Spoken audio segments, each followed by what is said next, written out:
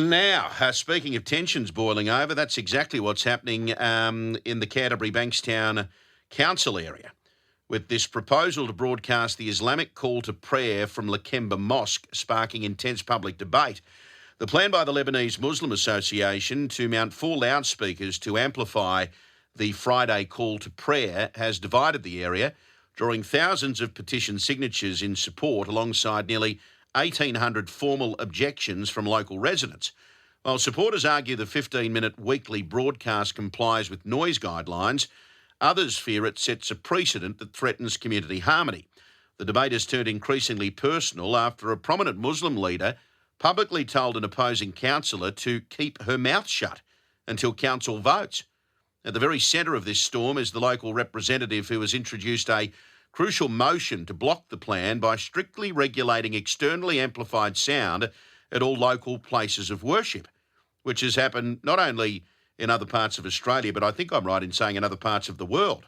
Barbara Coorey is her name. She's a Canterbury Bankstown councillor. She's also the Deputy Mayor. I've got her on the line. Barbara, good morning to you.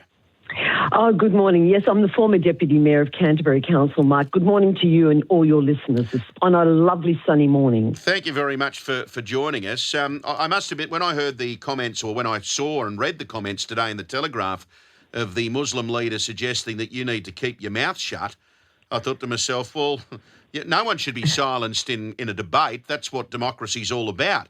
How do you feel when you hear the Muslim leader saying that you need to keep your mouth shut? Well, I was very, very disappointed in that comment, and perhaps he might avail himself of our federal constitution, which has an implied freedom of political speech and communication, and everybody knows that in this country. So perhaps he ought to get himself a copy of the Constitution and be reminded of that.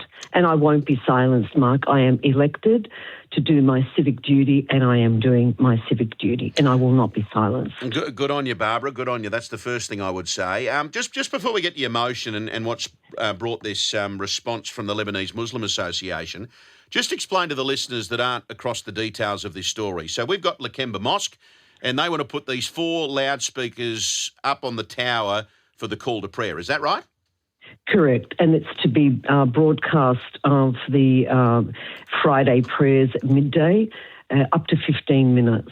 And look, Mark, you know, we have had social harmony and peace in our area. I've never experienced such a time in my local government area. I've lived here all my life. I've been in local government for 30 years. This has caused a lot of political and social unrest. Up to 1,800 people have written into the Department of Planning opposing it. A lot of the local residents that live near the mosque do not practice, religion. We should all be able to pray in silence. This is an amenity problem, and it is not. It has nothing to do with racism or religion. It is purely an amenity problem we have at the moment. When I broke the story, Barbara, on this program, that because this is the second development application, and the point I would make is that the first time this development application was put to council, it was rejected because of the 329 submissions received by council. All but one opposed the plan. So 328 submissions of the 329 were against the idea. You've now got 1,800 residents formally objecting to it. The point I've made throughout this is that this has got nothing to do with religion. You know, people are more than welcome to go and pray inside the walls of the mosque. Absolutely. But when people, after a day at work, go home, they're entitled to some peace and quiet. Or if they're sitting inside their living room or in the dining room, they're entitled to some peace and quiet. That's what this all boils down to, surely. Absolutely. I mean, we have a lot of shift workers. They sleep during the day. We have a lot of schools. We have childcare centres.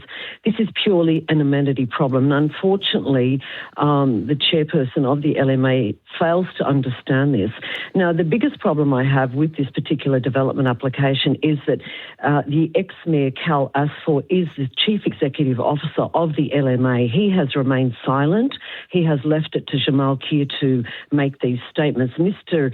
Asfor was the former mayor of my council.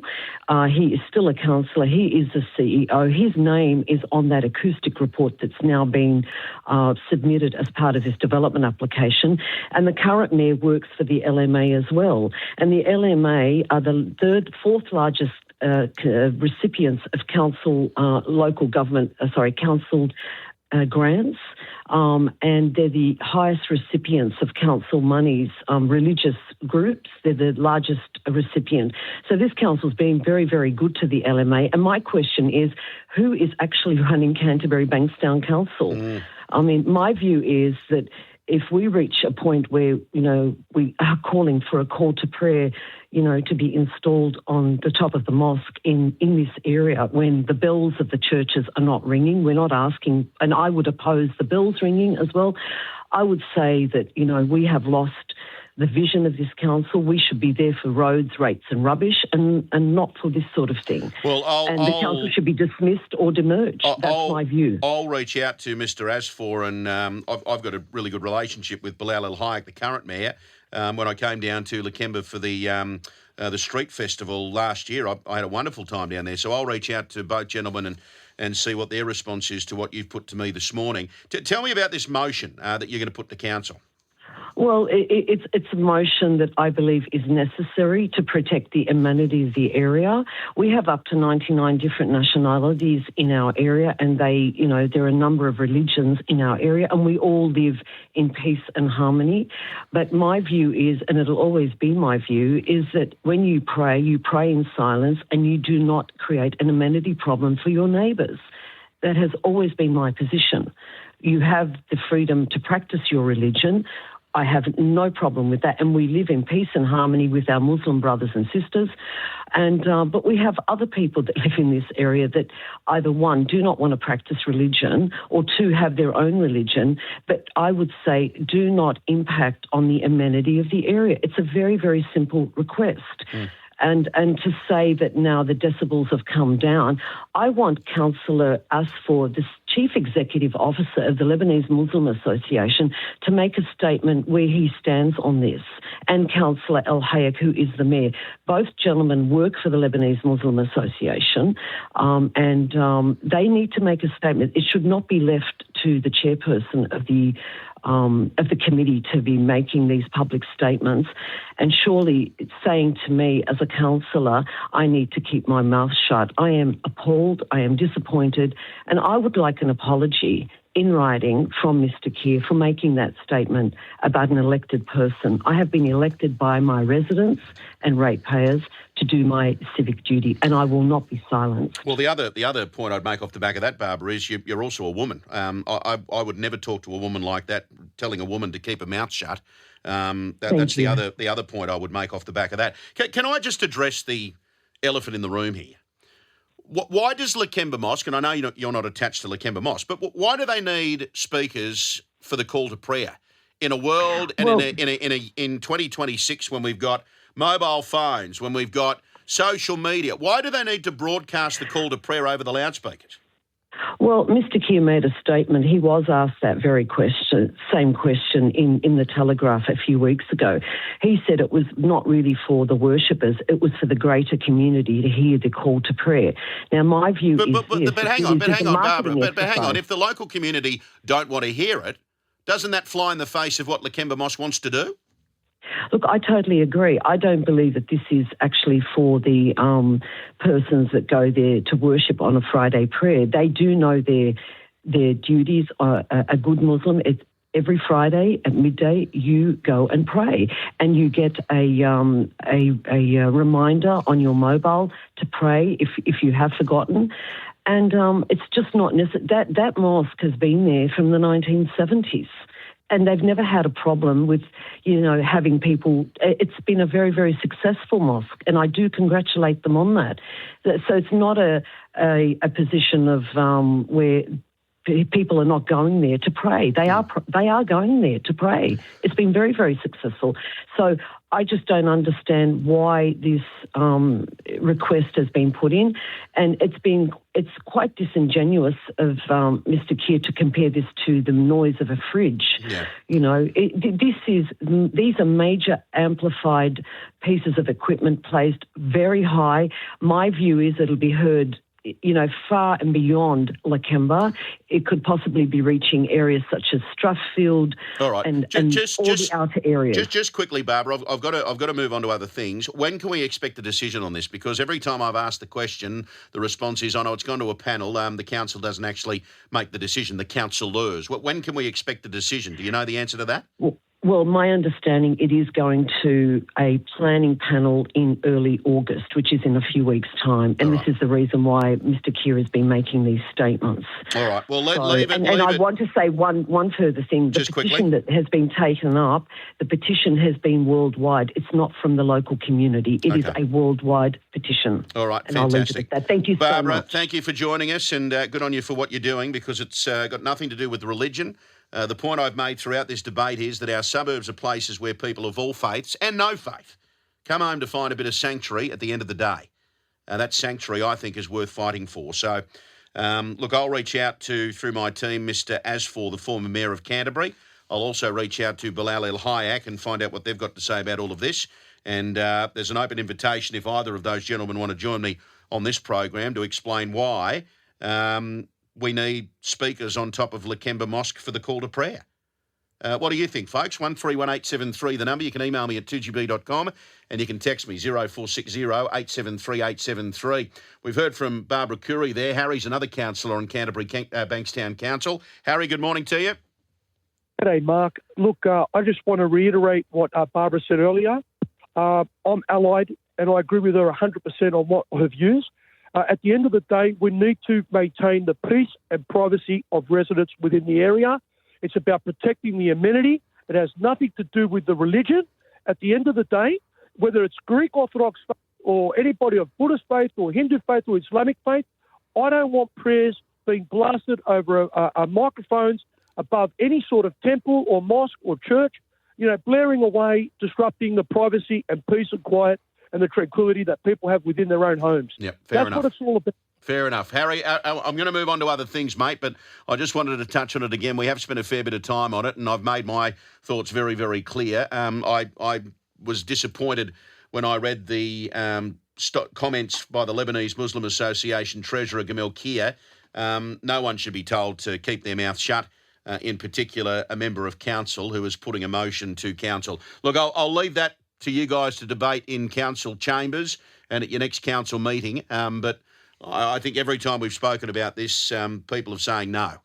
If Anglican churches, Catholic churches have had to stop ringing the church bells because of noise complaints by locals, I don't understand how a local council like Canterbury Bankstown could possibly approve the installation of loudspeakers for a call to prayer on Lakemba Mosque. We'll take a break at 25 to 11. Be back with more right after this.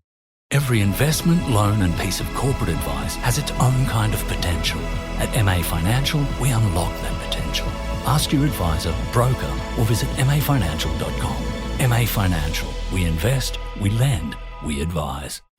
Markets never stop moving. When opportunity comes, will you be ready to act? With CMC Markets, access global markets so you're ready when it matters. Trade with tight spreads, fast execution, and a provider you can trust. Awarded We Money's Best for CFDs 3 years in a row. Train hard, trade smart. Learn more at cmcmarkets.com. General information only. CFD trading carries significant risks. You do not own underlying assets. Please consider relevant PDS or IM and TMD on the website. Yeah, let's share some of your feedback on this. There's a really good email here from Michael who says he's listening in Victoria, believe it or not. Thank you, Michael, for your support, obviously listening online or via the 2GB app. Morning, Mark. If the speakers are only as loud as a fridge, what's the point of using them in the first place if it's not for worshippers? After all, they're not called loudspeakers for nothing. What a joke of an argument. That's not a bad point, Michael. Thank you for that. And I just want to seize on something Barbara made mention of. I made reference to the last time the development application was put to council, and there were 329 submissions received by council off the back of the first development proposal. And of the 329 submissions, all but one opposed the plan. So one of the 329 submissions thought it was a good idea to install the loudspeakers on the top of the tower at Lakemba Mosque. So you fast forward to the second development application, and the point that was made by Barbara, the Lebanese Muslim Association is behind this plan and has filed a petition which it claims has already attracted more than 5,000 signatures in support. As Barbara said, that's not a petition that's gone out to the local community, letterbox drop or into your emails. That's a petition that's gone around the world. So is it any wonder that it's had 5,000 signatures in support? And the reason I make that point in comparison is, how can you as a Lebanese Muslim Association honestly say they are from local community if that's what they're putting to council, when the first time the development application went to council, there were 329 submissions, all but one opposed the plan? And all of a sudden, a few months on, when a second development application is put to council, all of a sudden 5,000 people support the speakers on Lakemba Mosque? Give me a break. Mark, this call to prayer, how many decibels is it? Isn't there something called noise pollution, certain hours, from Bob? Well, there were some adjustments made to that, and Barbara mentioned the noise report. I've got all of the documentation. When I first broke the story, I've got it in the office. I can dig it up and come back to you on it, but I had a look at it, and apparently Mr. Asfor's name is on the sound report, according to what Barbara told us. So I'll have to have a closer look at that. Dear Mark, why is it not possible to broadcast the call to prayer via their personal phones or cars? When we go through the new car tunnels, broadcasts are transmitted into cars. Do that. We Christians have our bells, but not via speakers and not 5 times a day. It's invasive, to say the least. Pray quietly from Georgia.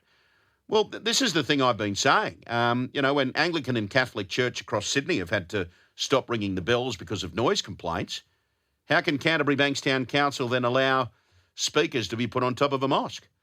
Mark, I'd like to correct you slightly with my opinion. While you say the speakers are not about religion, I don't quite agree. I'm a Christian who doesn't go to church, but I believe in God, and I certainly don't want someone else trying to force their beliefs down my throat, just as I do not try and ram my beliefs down anyone else's. Thank you from Jason. Yeah, that's a fair point, Jason. Thank you for making it. And Mark, they haven't had the call to prayer for 50 years since it was built. Why now? And again, I think that's another fair point made by Bob. So anyway, we'll leave it in the hands of council. I'll ask some questions of the mayor, or we'll reach out to him for a statement. We'll also reach out to Carl Asfor, the former mayor, who's now the boss of the Lebanese Muslim Association, and hopefully common sense prevails like it did when the first application was put to council. 131873, the number, 2gb.com. Click onto the feedback icon if you would like to join us. Just a reminder, this Saturday we'll be broadcasting the Continuous Call Team from Canterbury League Club as we celebrate 40 years of the Continuous Call Team.